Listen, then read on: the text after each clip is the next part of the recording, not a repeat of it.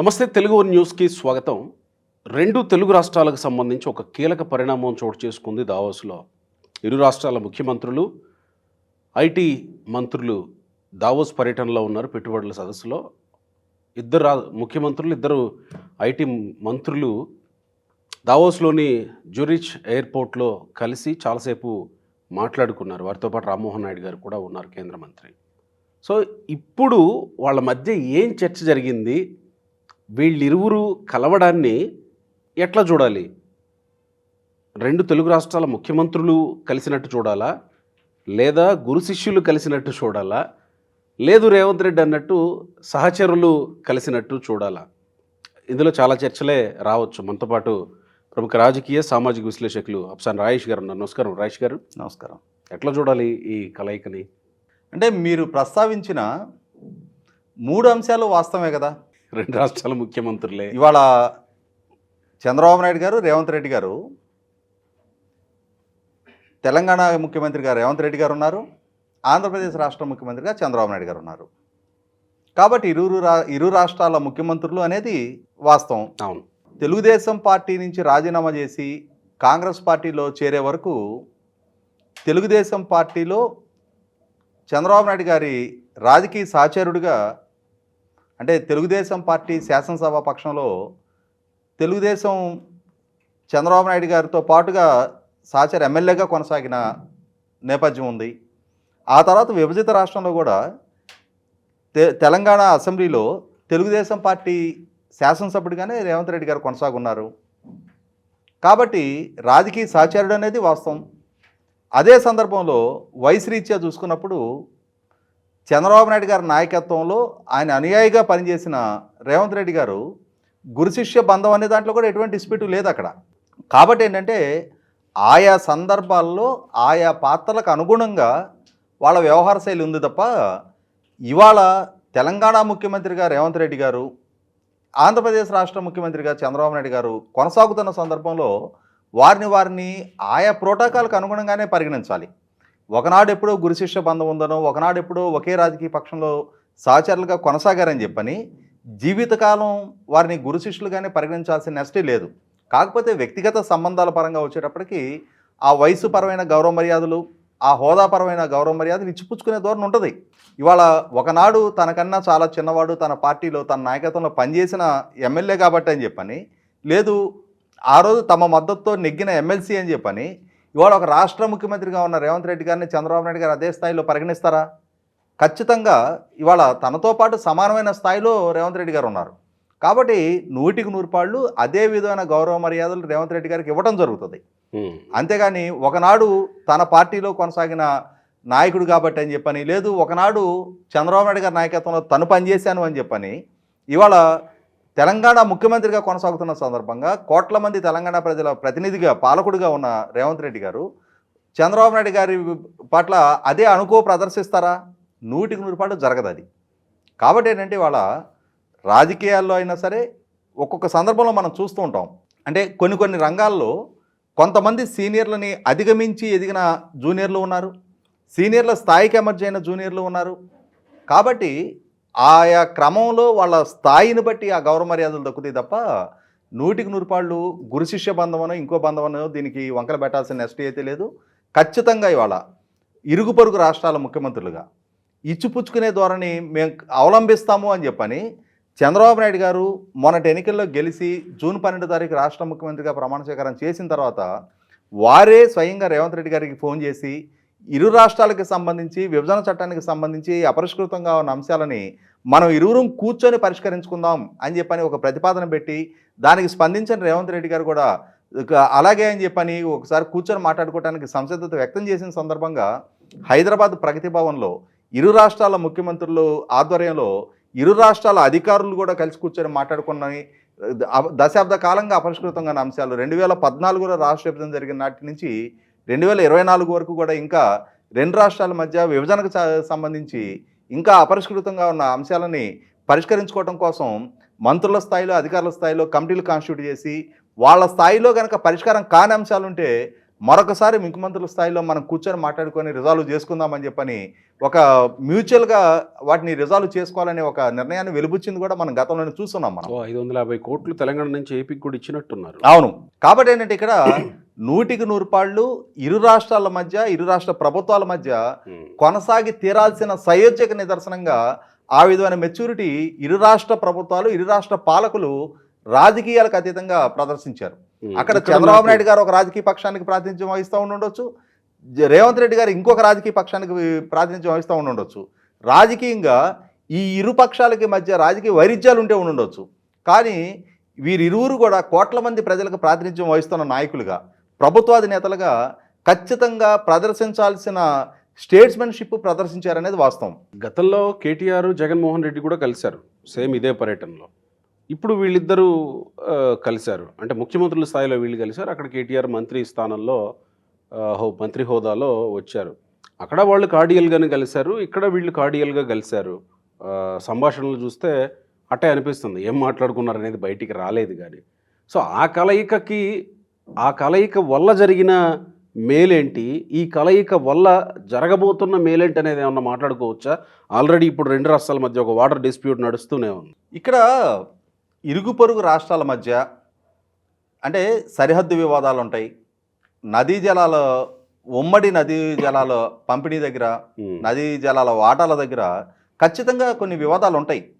ఇవాళ రాష్ట్ర స్థాయిల్లో, జాతీయ స్థాయిల్లో, అంతర్జాతీయ స్థాయిల్లో కూడా ఈ సరిహద్దు వివాదాలు దేశాల మధ్య ఉన్నాయి, రాష్ట్రాల మధ్య ఉన్నాయి, ప్రభుత్వాల మధ్య ఉన్నాయి, ప్రజల మధ్య ఉంటాయి. అటువంటి వాటిని సామరస్యపూర్వకంగా పరిష్కరించుకొని అంటే కలిసి ముందుకు నడవాల్సిన బాధ్యత ప్రజాస్వామ్యబద్ధంగా ఎన్నికైన ప్రభుత్వాల మీద ఉంటుంది. అంతేగాని ఇవాళ ప్రజాస్వామ్యబద్ధంగా ఎన్నికయ్యి రాజ్యాంగబద్ధంగా పరిపాలన చేసే ప్రభుత్వాలు ఘర్షణపూరిత వాతావరణం సృష్టించాలి అని చెప్పని ఏ రాజకీయ పక్షం కూడా కోరుకోదు. అంటే ప్రజల మధ్య, సమూహాల మధ్య వివాదాస్పదంగా లేదు ఉద్రిక్తతలు పెంచే వ్యవహార శైలి కనపరచాలని చెప్పని ఏ రాజకీయ పక్షం కూడా ఆకాంక్షించదు. ఇప్పుడున్న పరిస్థితుల్లో ఆ విధమైన వివాదాలతోటి కలిసిమెలిసి బతకాలని చెప్పని కూడా ఏ సమూహాలు, ఏ ప్రజలు కోరుకోరు. కాబట్టి ఏంటంటే ఇక్కడ 100కి 100 పాళ్ళు రాజకీయంగా మెచ్యూరిటీ ఉన్న నాయకులుగా చంద్రబాబు నాయుడు గారు, రేవంత్ రెడ్డి గారు గతంలోనే అపరిష్కృతంగా ఉన్న అన్ని అంశాలని చర్చల ద్వారా పరిష్కరించుకోవాలని చెప్పని నిర్ణయం తీసుకున్నారు. అలాగే ఇప్పుడు కృష్ణానదీ జలాల పంపిణీకి సంబంధించిన ఒకవేళ వివాదం తలెత్తినా కూడా ట్రిబ్యునల్స్ ఉన్నాయి, న్యాయస్థానాలు ఉన్నాయి. ట్రిబ్యునల్స్ దగ్గర, న్యాయస్థానాల దగ్గర ఆ వివాదాల పరిష్కారం కోసం ఎవరి వాదనలు వాళ్ళు వినిపిస్తూ ఉన్నారు. అంతిమంగా ట్రిబ్యునల్స్, న్యాయస్థానాలు ఏ నిర్ణయం చేస్తే ఆ నిర్ణయానికి అనుగుణంగా కట్టుబడి ఉండాల్సిన బాధ్యత కూడా రాజ్యాంగబద్ధంగా ఎన్నికైన ప్రభుత్వాల మీద ఉంటుంది. ప్రభుత్వాల పరంగా ఒక నిర్ణయం తీసుకుంటే దాన్ని కట్టుబడి ఉండాల్సిన అవసరం కూడా ప్రజల మధ్య కూడా ఉంటుంది, ప్రజలకు కూడా ఉంటుంది. కాబట్టి ఏదైనా సరే ఇవాళ రాజ్యాంగబద్ధంగా ఎన్నికైన ప్రభుత్వాలు అంటే చట్టబద్ధమైన వ్యవహారశైలి కనపరుస్తారు తప్ప చట్టబద్ధంగా రేపు చట్టపరంగా తీసుకునే నిర్ణయాలకు లోబడే నిర్ణయాలు, వివాదాలు పరిష్కరింపబడతాయి తప్ప వాటిని బేస్ చేసుకొని అనవసరపు ఘర్షణపూరిత వాతావరణం సృష్టించుకునే ఆస్కారమే లేదు. అంటే ఇప్పుడు కలిసిన ఆ కొద్దిసేపట్లో ఇన్ని అంశాలు మాట్లాడుకుంటారని మనం ఎక్స్పెక్ట్ చేయలేమేమో కదా. కాకపోతే ఒక రకమైన సుహృద్భావ వాతావరణం ఉండవచ్చు. అంటే ఇక్కడ ఆ కలిసిన సందర్భం పూర్తిగా ఇరువురు కూడా పెట్టుబడిదారుల సదస్సు కోసం అని చెప్పని దావోస్ పర్యటన చేయడం జరిగింది. దావోస్లో జరుగుతున్న వరల్డ్ ఎకనామిక్ ఫోరం సమ్మిట్కి హాజరు కావటం కోసం ఇరు రాష్ట్రాల ముఖ్యమంత్రులుగా వారి వారి రాష్ట్రాల ప్రతినిధి బృందాలతోటి, అంటే సహచర మంత్రులు అలాగే అధికారులతోటి అక్కడికి వెళ్ళటం జరిగింది. ఆ వెళ్ళిన సందర్భంగా జూరిచ్ ఎయిర్పోర్ట్లో ఒకరికొకరు ఎదురుపడినప్పుడు మర్యాదపూర్వకంగా జరిగిన కలయికది. అదేమి ఆ ఇరు రాష్ట్రాల మధ్య అపరిష్కృతంగా ఉన్న అంశాల గురించి చర్చించుకోవటానికి ఏర్పాటు చేసిన సమావేశ వేదిక కాదు. కాబట్టి ఏంటంటే అక్కడ మహా అయితే ఏం జరుగుతుందంటే చంద్రబాబు నాయుడు గారు ఎన్నో సందర్భాల్లో దావోస్ పర్యటనకి అటెండ్ అయి ఉన్నారు. రేవంత్ రెడ్డి గారు బహుశా నేను అనుకోవటం మొట్టమొదటిగా వారు దావోస్ పర్యటన చేస్తున్నారేమో. మరి అక్కడ దావోస్లో ఆ సదస్సు ఎలా నిర్వహణ జరుగుతూ ఉంటుంది, ఎవరెవరు హాజరవుతూ ఉంటారు, వాటిని ఎలా హ్యాండిల్ చేయొచ్చు అనేది ఒకవేళ చంద్రబాబు నాయుడు గారు రేవంత్ రెడ్డి గారికి మార్గనిర్దేశం కూడా చేయొచ్చు. ఎందుకంటే ఇక్కడ తెలంగాణ ప్రాంతానికి ఏదైనా ఒక పెట్టుబడులు వస్తే అది చంద్రబాబు నాయుడు గారు అడ్డుకునే వ్యక్తి కాదు. ఎందుకంటే చంద్రబాబు నాయుడు గారు ఉమ్మడి రాష్ట్రానికి ముఖ్యమంత్రిగా పనిచేస్తున్నారు. అలాగే విభజన జరిగిన ఆంధ్రప్రదేశ్ రాష్ట్రానికి ఏదైనా ఒక పెట్టుబడి చంద్రబాబు నాయుడు గారి ప్రభుత్వం సాధిస్తే దాన్ని చూసి అసూయపడే నైజం కూడా రేవంత్ రెడ్డి గారిది కాదు. ఖచ్చితంగా ప్రాంతాలుగా విడిపోయినా ప్రభుత్వాలుగా విడివిడిగా పరిపాలన జరుగుతూ ఉన్నా పార్టీలుగా ఎవరి ఐడియాలజీ ప్రకారం వాళ్ళు రాజకీయం కొనసాగిస్తున్నా కూడా ఇరు రాష్ట్రాల ప్రజలు సుభిక్షంగా ఉండాలని కోరుకునే ప్రభుత్వాలు పాలకులై వాళ్ళ పాలన చేస్తూ ఉన్నప్పుడు 100% ఒకరికొకరు ఇచ్చిపుచ్చుకునే ధోరణిలోనే ఒకరికొకరు మార్గనిర్దేశనం చేసుకునే ధోరణిలోనే అక్కడ 100% ఆ సుహృద్భావ వాతావరణంలోనే అంటే దావోసు సమ్మిట్లో కూడా ఇరు రాష్ట్రాల ప్రజలకి కూడా ఇరు రాష్ట్ర ప్రజలకు కూడా క్షేమకరంగా ఉండే విధంగానే లాభదాయకంగా ఉండే విధంగానే అక్కడ ఈ నాయకుల వ్యవహారశైలి ఉంటుంది. ఇంకొక చర్చ కూడా తెర మీదకి వస్తుందేమో, ఈయనేమో ఎన్డీఏ ముఖ్యమంత్రి చంద్రబాబు నాయుడు గారు, ఆయనేమో కాంగ్రెస్ ముఖ్యమంత్రి. సో ఎన్డీఏ ముఖ్యమంత్రి కాంగ్రెస్ ముఖ్యమంత్రి అంత కార్డియల్గా కలవడం ఏంటి అనే చర్చ కూడా వస్తుందేమో, అంటే ఇది నచ్చని వాళ్ళ మధ్యలో. ఇవాళ ప్రధానమంత్రి నరేంద్ర మోడీ గారు తెలంగాణ పర్యటనకు వచ్చారనుకుందాం. రాష్ట్ర ముఖ్యమంత్రి హోదాలో అంటే గతంలో నరేంద్ర మోడీ గారి పర్యటనని కేసీఆర్ గారు బహిష్కరించుండొచ్చేమో, కానీ అన్ని రాష్ట్రాల ముఖ్యమంత్రులు అదేవిధంగా ప్రధానమంత్రి గారి పర్యటన బహిష్కరించరు. మరి ప్రధానమంత్రి గారు భారతీయ జనతా పార్టీ నాయకులు, రేవంత్ రెడ్డి గారు కాంగ్రెస్ పార్టీ నాయకులు, అలా అని చెప్పని ఇరువురు కలిపి వేదికను పంచుకున్న సందర్భాలు ఉన్నాయి కదా. ఉన్నాయి. అలాగే అక్కడ రాజకీయాలకు అతీతంగా వారి స్థాయికి హోదాకి తగిన గౌరవ మర్యాదలు ఇచ్చిపుచ్చుకుంటారు తప్ప ప్రతి సందర్భంలో రాజకీయాలే డిక్టేట్ చేయవు, అన్ని సందర్భాల్లో రాజకీయాలే కాలం చేయవు, రాజ్యం చేయవు. అన్ని సందర్భాల్లో కూడా 100% ఆంధ్రప్రదేశ్ రాష్ట్ర ముఖ్యమంత్రిగా చంద్రబాబు నాయుడు గారు, తెలంగాణ రాష్ట్ర ముఖ్యమంత్రిగా రేవంత్ రెడ్డి గారు వారి హోదాకి గౌరవానికి తగ్గట్టుగానే వ్యవహరిస్తారు తప్ప సంకుచిత రాజకీయాల కోసం, రాజకీయ వైరుధ్యాల కోసం ఒక విదేశీ ఘట మీద భారతదేశ అంతర్గత రాజకీయాలని ప్రతిబింబించే, రాజకీయ వైరుధ్యాలని ప్రతిబింబించే వైఖరి ప్రదర్శిస్తారని చెప్పని ఎవరైనా ఆశించినా అలా ఆశించేవారి సంకుచిత స్వభావంగానే దాన్ని పరిగణించాలి తప్ప అలా వ్యవహరించడం అది భారతదేశానికి అవమానకరం. ఇక్కడ నాకు ఒక చిన్న అనుమానం, ఇది అంటే చర్చించాల్సినంత పెద్ద విషయమో కాదు, చర్చించకూడనంత అనవసరమైన విషయమో కాదు. గతంలో ఇదే ఐటీ మంత్రిగా చేసిన అమర్నాథ్ దావోస్ వెళ్ళాలంటే టైంలో చలి ఉంటుంది అని చలి గురించి మాట్లాడి దావోస్ వెళ్లకుండా ఆయన ఆగిపోయిన పరిస్థితి మనం చూసాము. ఇప్పుడు చంద్రబాబు నాయుడు గారి పక్కన ఉన్న రేవంత్ రెడ్డి చలికి తగినట్టు విధంగా డ్రెస్అప్ అయ్యి ఉన్నారు, లోకేష్ డ్రెస్ చేసుకొని ఉన్నారు, దుద్దిల్లి శ్రీధర్ బాబు పైన కోట్ వేసుకొని ఉన్నారు, పక్కనున్న ఆయన కూడా రామ్మోహన్ నాయుడు గారు ఇంకా కొంతమంది ఉన్నారు సేమ్. అందరూ చలికి తగినట్టుగా, ఇది మామూలు ఇవి కాదు, దాదాపు ఈ సైజులో ఉన్న మందపాటి వేసుకొని ఉన్నారు. కానీ ఈయన మాత్రం ఎవరు, చంద్రబాబు నాయుడు గారు మాత్రం ఆంధ్రప్రదేశ్లో ఎలాంటి డ్రెస్లో కనపడతారో అక్కడ కూడా అదే డ్రెస్లో నిశ్చింతగా నిమ్మళంగా కనపడుతున్నారు. ఏంటి ఆయనకి చలిగిలి ఏమి ఉండవా? అంటే చంద్రబాబు నాయుడు గారి అంటే ఆయన ఒంటి తీరు, ఆయన చేసుకున్న అదృష్టం ఏంటో తెలియదు కానీ, ఆయన ఆరోగ్య రహస్యం ఏంటో తెలియదు కానీ, అలాగే ఆయన డ్రెస్ కోడ్ కూడా అమెరికా అధ్యక్షుడిని కలిసిన రోజు అదే డ్రెస్ వేసుకుంటారు. ఉంది. ఒక మురికివాడలో ఒక రోజువారీ దినసరి కూలీ ఇంటికి వెళ్ళిన రోజు కూడా ఆయన అదే డ్రెస్లో ఉంటారు. మనం చాలామంది నాయకులను చూసాం. అంటే ఈ రాష్ట్రాన్ని పరిపాలించిన సాక్షాత్తు రాజశేఖర రెడ్డి గారు కూడా ఆయన గతంలో చంద్రబాబు నాయుడు గారు ఉమ్మడి రాష్ట్ర ముఖ్యమంత్రిగా కొనసాగుతున్న సందర్భంలో ప్రధానమంత్రి గారి దగ్గరికి ఒక రాష్ట్ర ప్రతినిధి బృందాన్ని తీసుకెళ్ళినప్పుడు ఆ రోజు సిఎల్పి లీడర్గా ప్రధాన ప్రతిపక్ష నాయకుడిగా రాజశేఖర రెడ్డి గారు కూడా చంద్రబాబు నాయుడు గారితో పాటు అకంపెనీ అవ్వడం జరిగింది. ఆ రోజు రాజశేఖర రెడ్డి గారు సూట్లో రావడం జరిగింది. ప్యాంట్ వేసుకున్నారా, పంచ మీద బ్లేజర్? లేదు, ప్యాంట్. ఆయన డాక్టర్ కదా. Okay okay. అంటే ఆయన సూట్ వేసుకోవడానికి నేను తప్పు పట్టాను. కాకపోతే ఏంటంటే ఢిల్లీ వెళ్తున్నాం, పెద్దలను కలవబోతున్నాం కాబట్టి మేబీ ఆయన సూట్ ప్రిఫర్ చేసి ఉండొచ్చు ఆ రోజు, దాన్ని తప్పు కూడా పట్టాను నేను.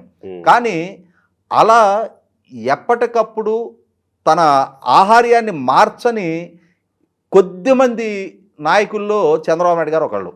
మరి మీరు అన్నట్టుగానే స్విట్జర్లాండ్లో ఇప్పుడు -డిగ్రీల టెంపరేచర్ కొనసాగుతున్న సందర్భంలో కూడా మేబీ బహుశా ఆయన బట్టలు లోపలైనా థర్మల్స్ వేసుకొని ఉంటారేమో తెలియదు కానీ మనకి పైకైతే ఎటువంటి థర్మల్స్ మనకు కనపడవు.